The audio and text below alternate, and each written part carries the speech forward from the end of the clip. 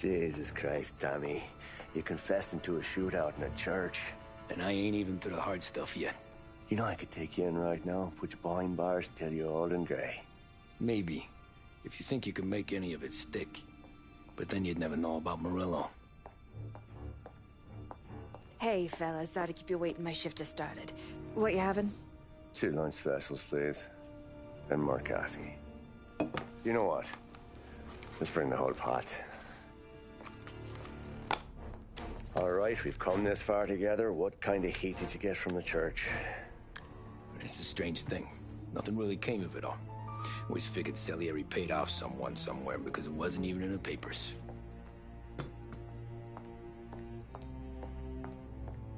We just had to lay low for 7, 8 months.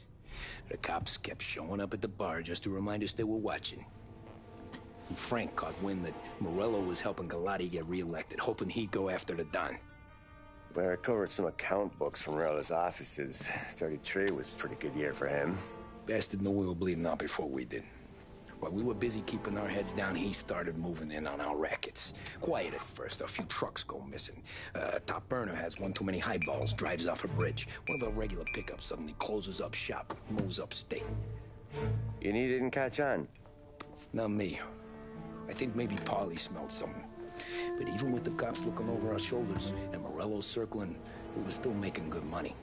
And with the Don worried about keeping the heat off, we didn't have much to do. Except drink, have a few laughs. Every time I went into Salieri's, there was Sarah. So it was a good year. Until Frank. Coletti, Don's consigliere. Yeah, that's right. He set me straight. He set us all straight. There's a lot of buzz around town about you guys. Yeah, we got into a little scrap last night. It's no big deal. I don't care about the bar fight, Tom. I care how it looks when you walk into a club and buy everyone around. We gotta do something with our dough. Then blow it at the track on Sunday. Or take a dame to a show. Or invest it, for Christ's sake. You want me to become one of those Wall Street boys? Don't sass me, Tommy. I'm trying to teach you the ropes, so you don't get strangled by them. You ever have a dog, Tom? Sure. Little mutt when I was a kid. When I was 8 or 9, before I came over from Sicily, I had this beautiful, skinny Cerneco dell'Etna. Like a little greyhound. Fastest dog you've ever seen. That's how I met the Don. We started setting up races together. Betting on her with coins and rifle shells. There wasn't another dog that could catch her. She never lost. Until the day she did. We were only out a pocket knife, but I never saw the Don so angry. She got old on you? No. Pregnant. She went into heat, got out of the yard, and every dog in town had a turn. You're like that dog, Tommy.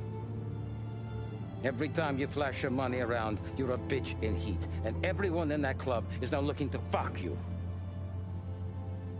And once you get fucked, you're no good to us. Do you understand? You made your point. Good.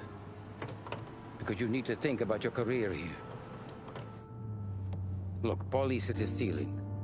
He's the guy we want in a tussle, but he's not smart enough to run anything.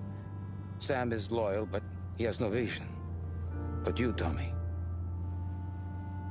you could run this town someday. Well, I appreciate that, Frank. So, what happened to the dog? The Don tried to drown her. I broke his nose. You can let me off here.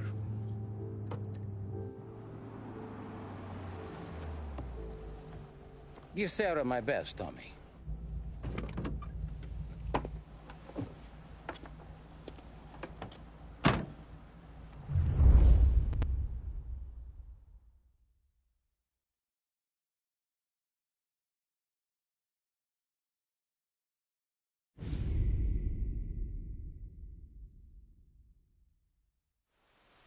Back then, everything went through Frank. The plans, the orders, the money. You could get the call day or night. Ah, Tommy. Frank says to wait for him in the garage out in the back, eh? You got the job, I think. Thanks, Luigi. Sarah's cooking. She's bringing something over. In this rain? She's a good girl. I'll see you tomorrow, Luigi.